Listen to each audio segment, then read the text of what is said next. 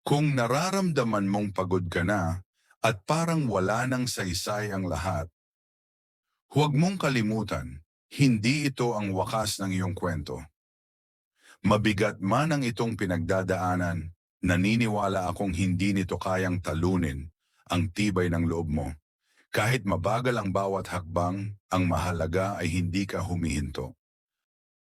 Araw-araw na bumabangon ka ay isang tagumpay. Ang bawat hininga mo ay patunay na may dahilan para ipagpatuloy ang laban. Tandaan mo, hindi ka nag-iisa. May mga taong handang makinig sa iyo at higit sa lahat, may Diyos na patuloy na nagmamahal sa iyo kahit sa oras na iniisip mong wala nang nakakaunawa.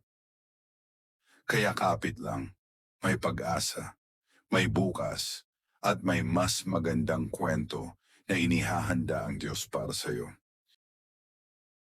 Isang kwento ng pag-asa, ng lakas at ng bagong simula